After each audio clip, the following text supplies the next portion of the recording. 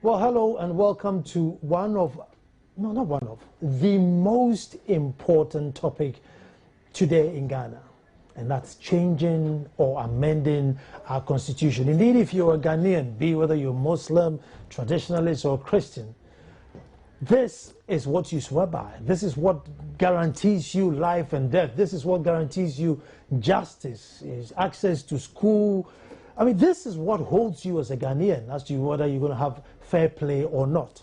And therefore, to discuss this issue with me in the studio, as I already said, Dr. Peter Atupare, who is at the Faculty of Law, University of Ghana, and also Mr. Emil Short, or Justice Emil Short, former head of SHRA. Gentlemen, you're welcome. Thank you very much. Now, I'm going to start, very simple. I'll start with Doc. Doc, are you voting yes or no? I don't know what. You don't know yet. Justice, are you voting yes or no? Well, I don't think it would come to that. Because you cannot vote yes or no to a whole bill which contains disparate and unrelated provisions. Okay. In any event, the Constitution doesn't talk about amending a bill. It talks about, it gives the procedure for amending an entrenched provision. You see, so what has to be done is to set out all the entrenched provisions and allow people to vote on each provision. There's nowhere in the Constitution where it talks about submitting for referendum a constitutional bill in a block and people vote yes or no. That procedure apparently is outlined in the memorandum to the Constitution Amendment Bill. I don't know where it's coming from, but I think that's where it's coming from. Yeah. Let me go to Doctor. Doctor, 47% of the population can read and write. I think it's even more than that, because even the 57% who've been to school, half of them can read and write. Now, this is a very technical document which guarantees their rights, their freedom and everything. And yet, they're probably not even bothered about it. What is the way forward in such a serious issue? As His Lordship Justice Emil Short indicated, the difficulty with this, as you also highlighted, is the illiterate population that we have. And then we have about 41 constitutional provisions proposed as entrenched provisions, right? And you are heading to the population or the electorate with these 41 provisions that vote yes or no in a single referendum with a single question, yes or no. So how are they able to tell whether these provisions in themselves are good, whether these provisions are themselves carry the fundamental values that the Constitution is supposed to be endorsing or protecting?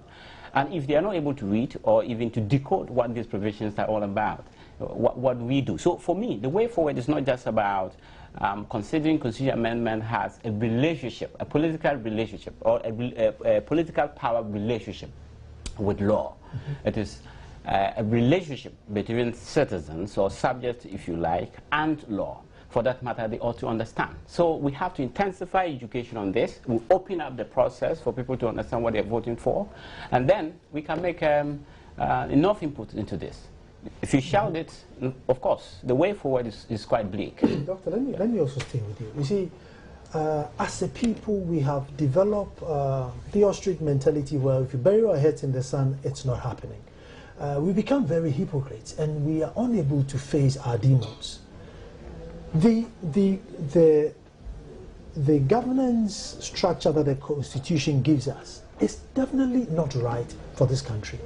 It's been 20 years, and we've gone further back. Education is worse, health is worse. Almost every sector, apart from foreign investors who've come, all indigenous businesses have gone back. And I believe it's all because of governance. I mean, we charge somebody so much money, we give him all the power as per the Constitution and tell them in 4 years' time, I'm coming for it. In the meantime, govern from your heart. Not even the pious person can do that. Can we be bold enough to say, listen, let's take powers of the president and extend his time so that most people have nothing to lose, so that we fight for a common cause. Is this, I mean, can we do that to our constitution? That's a very fantastic question, because, you know, one of the fears that we have in this, and of course it's the fundamental fear that we have in this country, and as I highlighted somewhere, it's not just about economic mismanagement. It is not about disease. It is not about hunger or something of that sort. It's a fear of elections. And the fear of election revolves the question of governance, who controls, who has the power, and what have you. So if we believe that constitutional amendment is the way forward, we need to tackle this question about the structure of governance.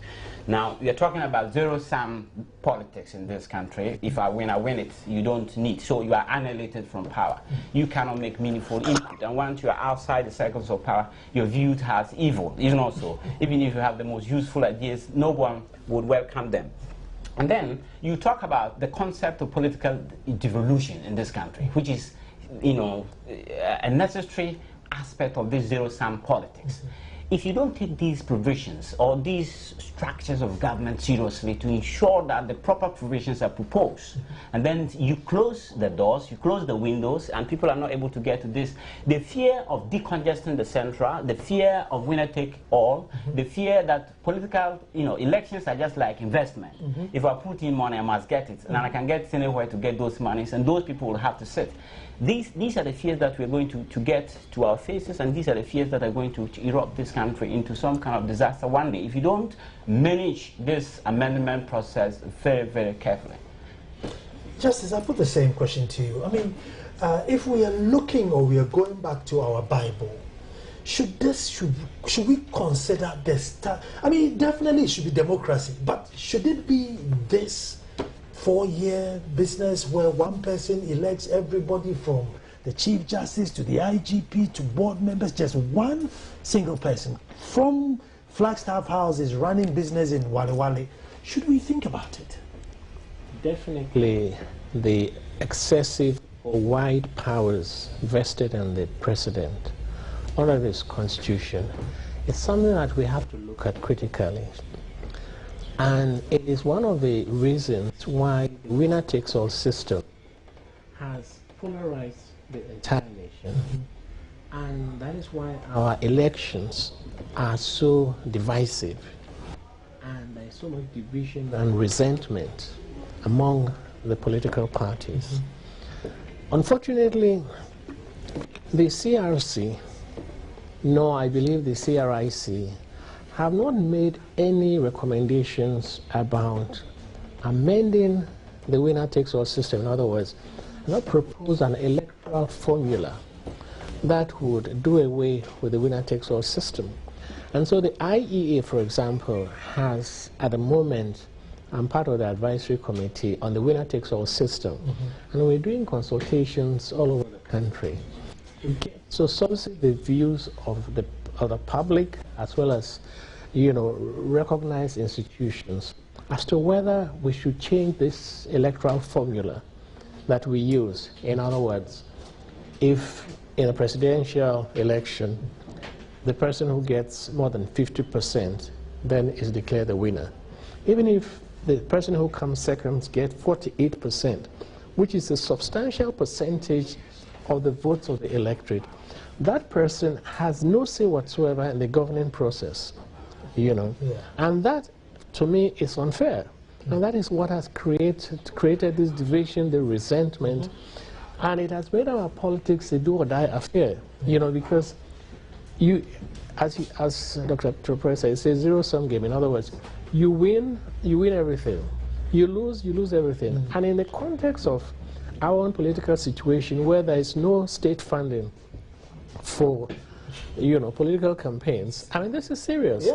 And what is happening is this, that individuals may bankroll political parties. The winning party, when that party wins, is obliged to compensate those who provided the funding for them to win. And the losing party, of course, has no way of recouping its loss. So it promotes corruption, it creates division, and it is sending us down a slippery slope. And it is important, I think, for the government to slow down the process so that we take a look at this winner-takes-all system and find a way of addressing it. Maybe we could look at some form of proportional representation, which will ensure that there is power sharing, especially in our situation where the margin between the winner and the person who comes second is so narrow. We're talking about 300,000 or 400,000 votes in the last 2 elections. So the political system we are practicing at the moment, is breeding division, is breeding tension, and you see what happens in election year. The whole nation is gripped with fear. The churches, the mosques have to keep praying because everybody is apprehensive. Yeah. People go outside the country because they're not sure what is going to happen. Even the Supreme Court decision, we had to pray for the outcome to be accepted. Why should it be so? Elections should be conducted as any normal activity. That's what happens anywhere else. But in our situation, it is a do-or-die affair. The stakes are so high, that it creates, and of course, violence, it has also been promoting violence. And if we're not careful, it can get worse, So it's a very serious situation. There are a number of other issues, as Dr. Tatupara mentioned, like how local governance, those are issues that have to be looked at. Let me take a break here, and then I'll come back, and then we'll look at decentralization. Now, decentralization being achieved, we really understand decentralization. You can't look over after all the land. That's why you have Odikro, to look after some parts of the land. And once Odikro is there, he has autonomy over that land, and he makes sure that he looks after it for you. Why can't we apply it in modern governance? Stay tuned, I'm coming back.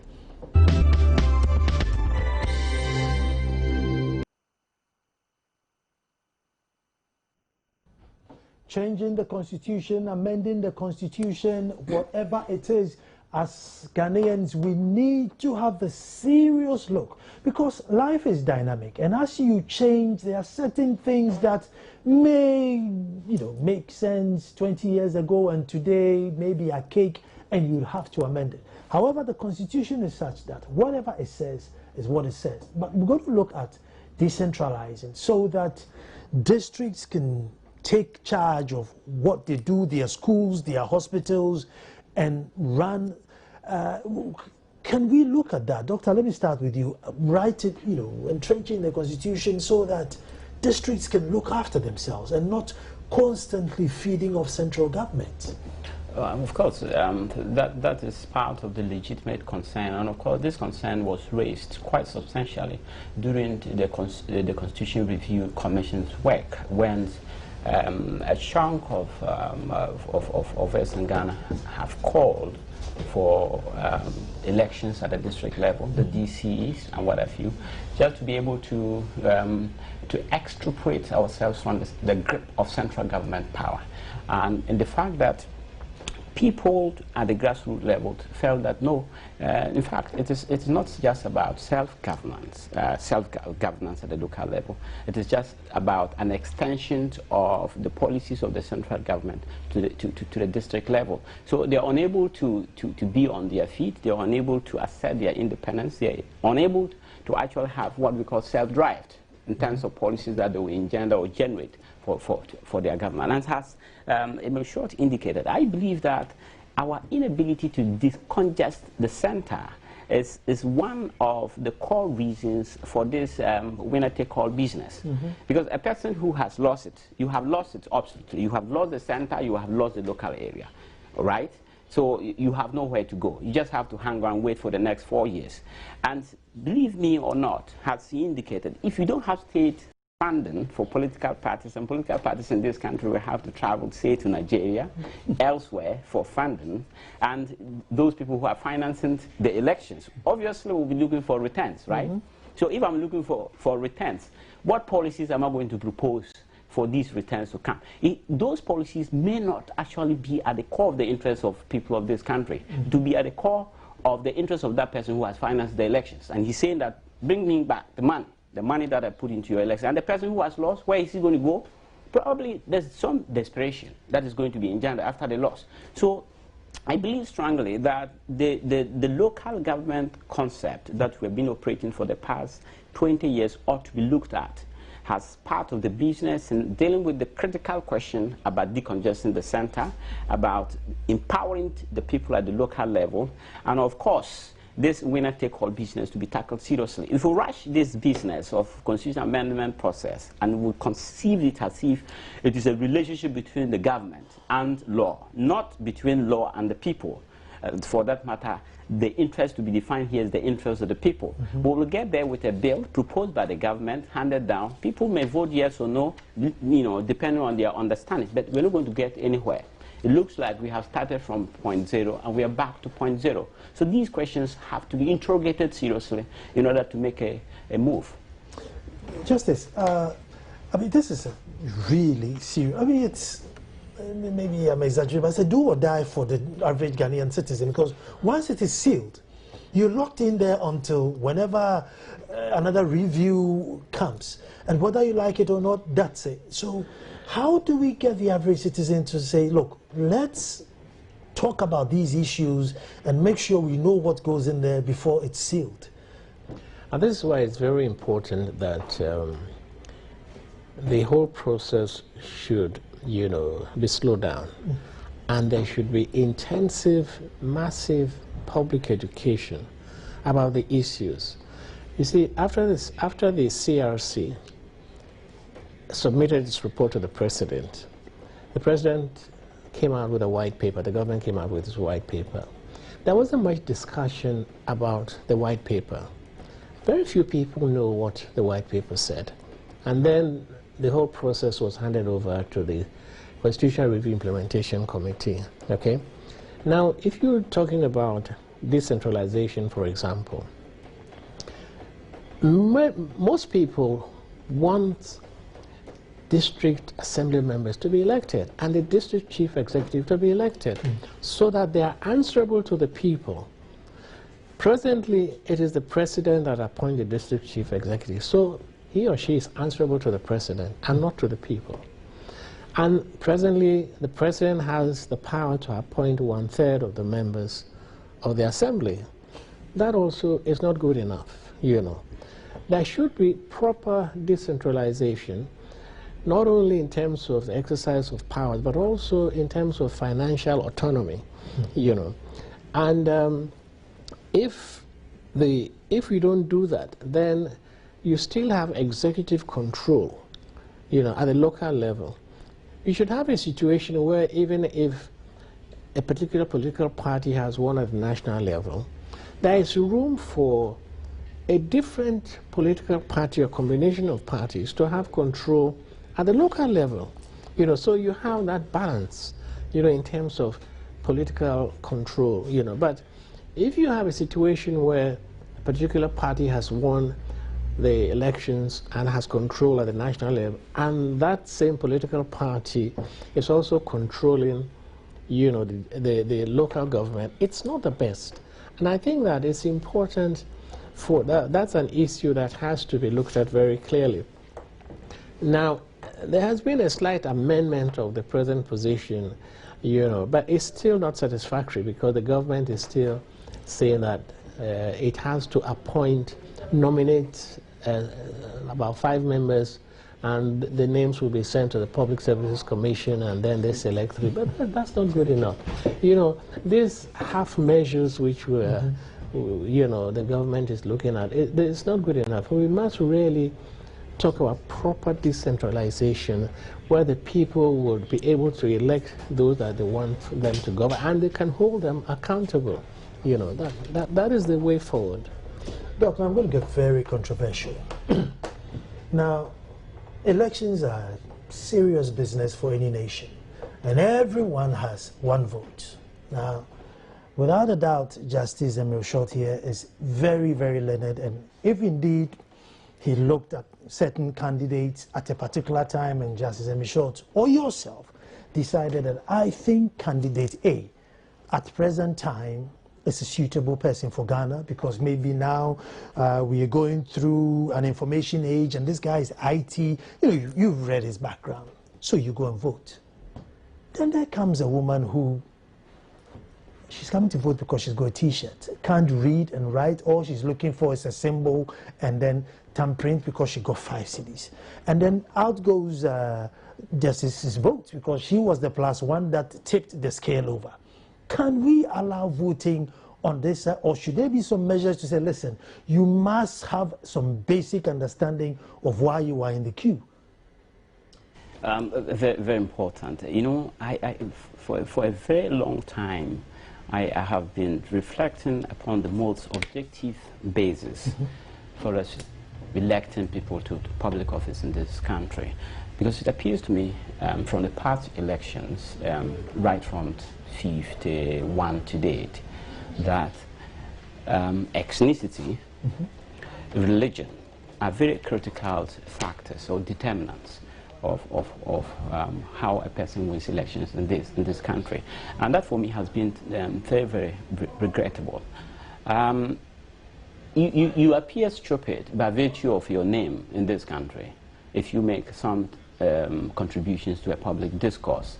And you are stupid because you are assigned a political party, whether or not you like it. So if you are NDC and you are assigned NDC symbol, you are stupid to the MPP man. If you're MPP, you are stupid to the NDC man. And you can tell from the statistics of voting that in some constituencies in this country, if there's a stone in the name of NDC, that stone will win. Likewise, a stone in the name of MPP, it will win. So what is the most objective basis for dealing with this? And dealing with this thing? And I think the critical basis, the premise for us is that in this country, we miss the distinction between the right to govern and the duty to govern. This might be high flown, but this side to it. The right to govern is just you winning the power from the electorate. So you choose to do anything. And you really don't care about the end products of those things that and you tell your opponents, wait for 4 years to come, and when you win power, you also do what you like. So the right to govern is a serious flag for political parties, for people at the center of affairs, or people who control political power. But the duty to govern, and in fact, the duty to govern is part of our electoral process, and it's part of any democratic process. That it is not just about winning the elections, it is about conceiving an interest which takes into account the interests of all of us in this country, regardless of whether I have lost power, or I have voted for you, or I am this ethnic B or ethnic A or something of that sort. And that can tell us that if the people we are voting for have taken these two questions seriously, to say that there's no distinction between the right to govern and the duty to govern, and the two are matched, the ultimate purpose is building a nation, a strong economy, and taking into account the interests of our people. This idea of you being stupid because you're NDC or being stupid because you're MPP would not surface. And has Justice Emil Short said, I believe in this massive campaign, massive education of the electorate. Because many of the issues that we are dealing with, I can tell you, many of us are not aware of the issues. Somebody indicated at a public forum that one of the most important provisions for this proposed amendment is the death penalty provision. And you also said that it is about the president paying tax or not.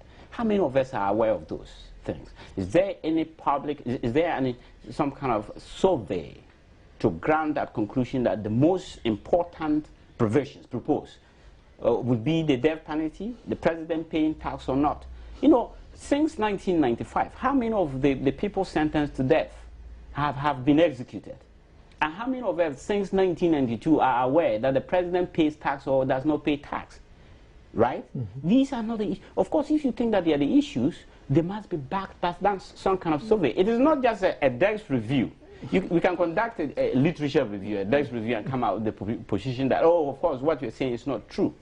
Or the conclusion you have arrived at is not a conclusion that we have to adopt as a nation. So we have to be serious about this public education, massive public education. Institutions have, those institutions with the mandate to do that ought to be resourced very well, and they have to take their responsibilities too seriously for the people to get there. Let me bring justice. Yeah. Has the world moved on so far that we've missed the boat where, well, because of freedom of everything, well, we have to just get everybody in, knowing very well that there are certain people. I mean, there was a village next to my village, and they had a sign that no T-shirt, no vote. I mean, that's scary, but that's what they wanted to vote. So I'm sure whoever could afford a T-shirt gets their vote. And they are, like you're saying, right to govern, duty to govern. Do we then say, well, because of freedom of association, freedom of this, just allow it? Or do we say, listen, hold on, we will get a good person to come and educate you, and then you then realize that, no, you need maybe good education, no good education, no votes. That's a sign, you know, you want to see. I mean, where do we, are we stuck in time and we can't change it? Of course we can change it. I mean, this monetization of politics is not doing us any good, you know, and I think that, as we have agreed, there should be intensive public education of the citizenry about what their right to vote involves, you know, and the consequences of not exercising that right, you know, judiciously or in a right manner. Because, as some people say, you get the leaders that you vote for. Sometimes, if you don't exercise it well, then you have bad leadership, you see. Now, and one of the adverse effects of, you know, getting people to vote by giving them, you know, money, T-shirts or bags of rice and so on, that in the first place is corruption. It's under our law, under the Criminal Offences Act. It's corruption. And it's something that we have to deal with seriously, because then people are not voting on issues. You see, people are not voting on issues. They are voting on the basis of what they have got, you know. And then the worst part of it is this. When political parties win elections because they've been able to buy votes, and then they come into power and they say, we are fighting corruption, what moral authority do you have to go and talk about corruption to somebody whose vote you won by corruption? You know, it defeats the whole purpose. And this is why I think that we need to, you know, fund institutions like National Commission for Civic Education, SHRAJ, and also empower the community radio stations to do this public education, to educate the people about the issues, but also about their right to vote and the implications of exercising that vote in a judicious manner. Because at the end of the day, if they don't, then they end up getting bad leadership, and, you know, we get nowhere. I'm going to take a break. When I come back, I need to know, can we be bold and put in our constitution to say that for you to vote, you should be able to at least read all the signs there and understand it and write before you're allowed to vote? That's number one. And number two, should we extend the term? This is Africa. We are developing. You can't do everything in 4 years. We need more time. Can we conclude it before we close the chapter on it? Stay tuned.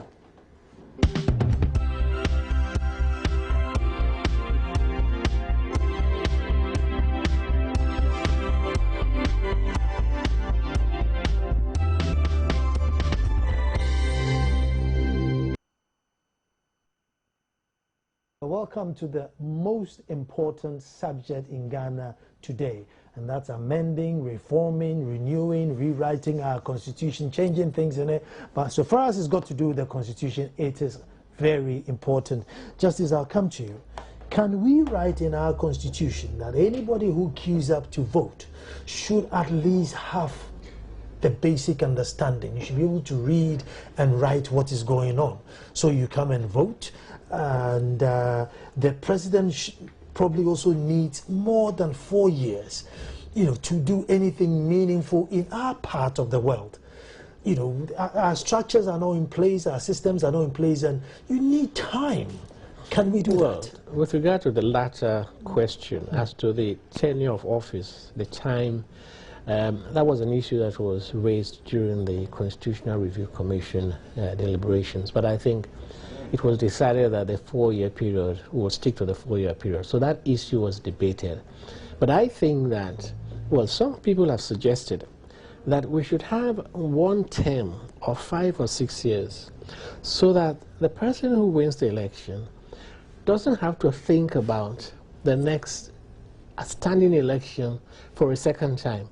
So that he or she knows that after 5 or 6 years he or she is going, and would have the moral courage to implement policies which he or she knows are good for the nation. See, what we have now is that you have 4 years, which in my opinion, is very short, because the first year you have to settle down and so on, and then... And blame the previous government for empty coffers. Yeah. and then the opposition is also, from the very beginning, they start finding ways of unseating you. So, you know, the whole process becomes so contentious, you know. So I think that I believe the 4 years is short, and maybe you can have 5 years.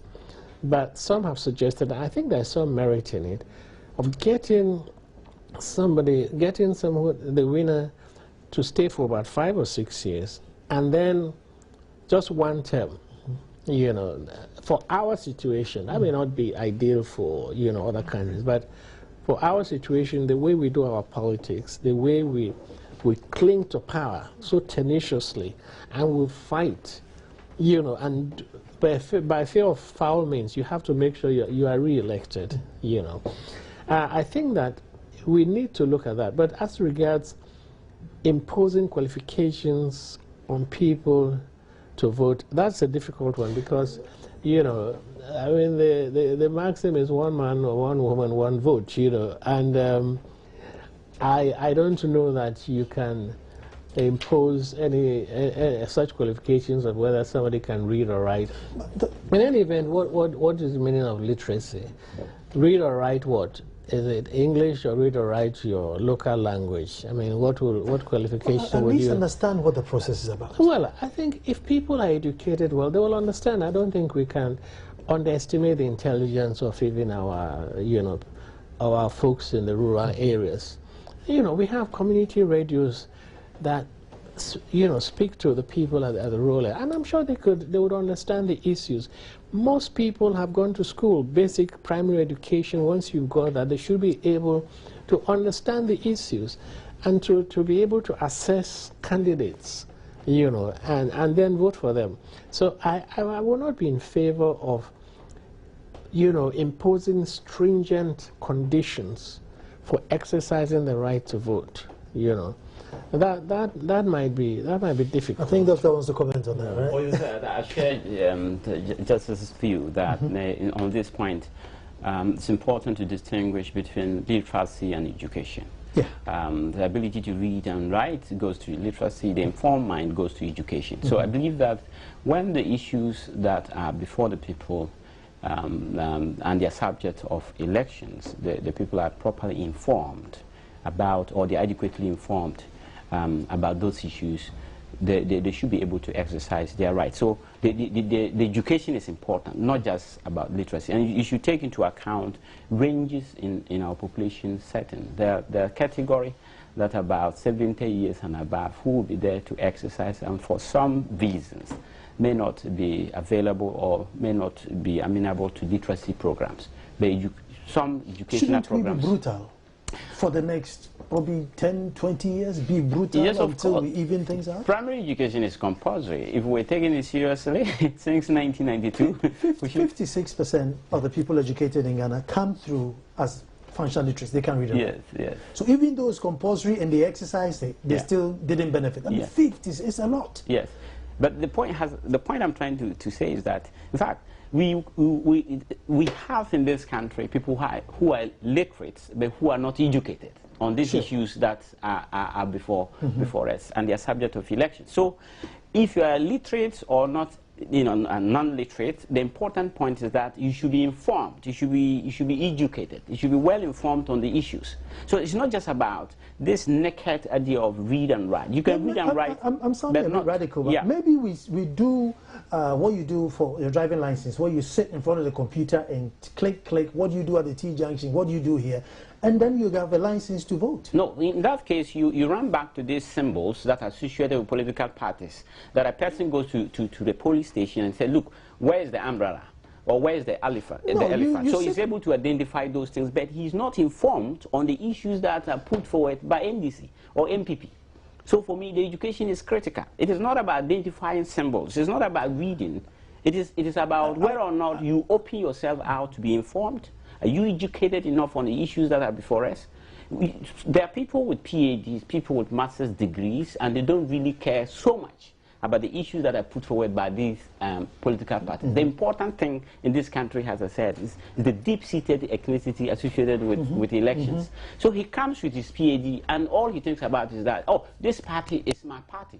It is not my party because he has understood the issues. It is his party because he thinks this is what, you know, ethnic men and things like that. So this is what we need to diffuse. These are the things that we need to actually get away from the people. And education will do. Massive education, that the interest of all of us is the nation, is the republic, is protecting the constitution. It is not about ethnicity. Let me bring justice in here. And the reason why I'm making this argument is because we have borrowed our constitution right at the end of all the good civilizations. They've gone through about 300 years of ups and downs, 45, 50 amendments before they came here.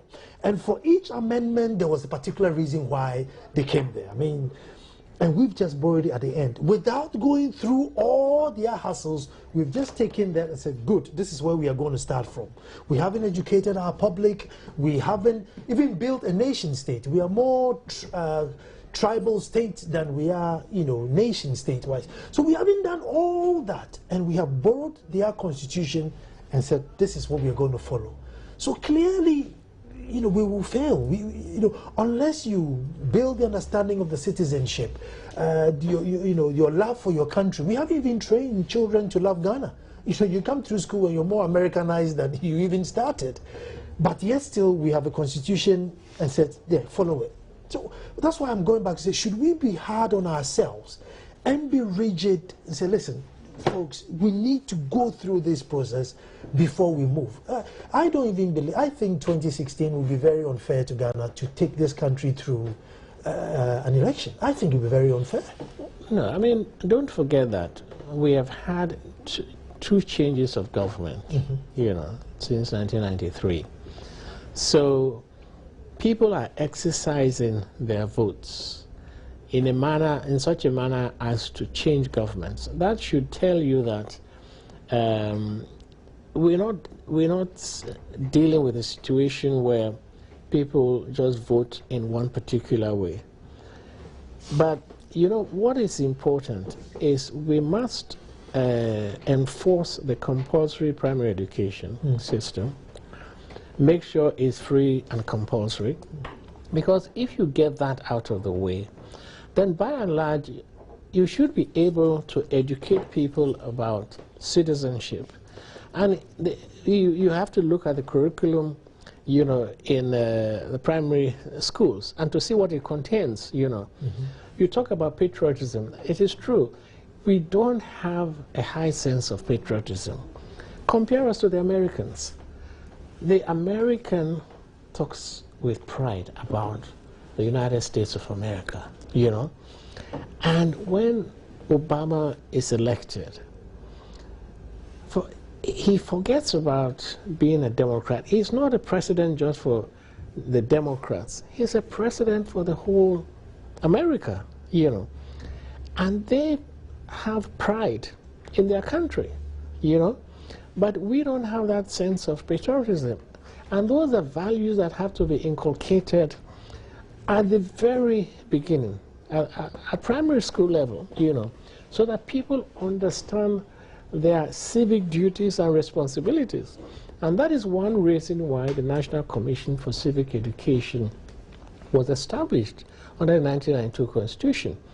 Its primary mandate is to educate the citizens on their civic duties, rights, and responsibilities, you know. Unfortunately, it's not well funded to be able to do this as effectively as it should. But I think before they tell me I've run out of time. Now, we're going to 2016, before we close our book, with the new precedence which is set by the High Court, which is shall not meaning shall or may not meaning may, Supreme Court, that, you know, that says that the presiding officer shall sign, but if you don't sign, well, it's just shall. It doesn't mean you should sign or not. Now, Is this the same precedent that we will go to the next election with, or are they going to rewrite a different word in this new constitution, which means that this shall means you should by all means sign? I mean, what precedents are we going into? Well, the Supreme Court has delivered its ruling. We are bound by it, unless there is a change in the law which overturns that ruling. You know, we have to be bound by whatever the Constitution. Doctor, can we afford 2016 on this ruling? Well, of course, as Justice indicated, the Supreme Court is the body with a final voice on what the law is all about. So, after the decision has been delivered, all of us as Kenyans are bound by it. But should we sit down and come together and say, listen, this time shall means by hook or crook you sign, or should we say shall means, well, if you don't sign, it's okay? You can change the wording. You can do that by legislation. You see, but once the Supreme Court has spoken, then that is the law. Yeah. There's nothing you can do about it. But if you think that that interpretation is not correct or is not appropriate for our situation, then go back to the legislation and reformulate it, you know. And then, of course, you will then, the Supreme Court, if it comes before it, will then look at the law as it is. But the Supreme Court has the final say on what the law is. And once the Supreme Court has spoken, there's nothing you can do about it unless you change the law, the wording of the law.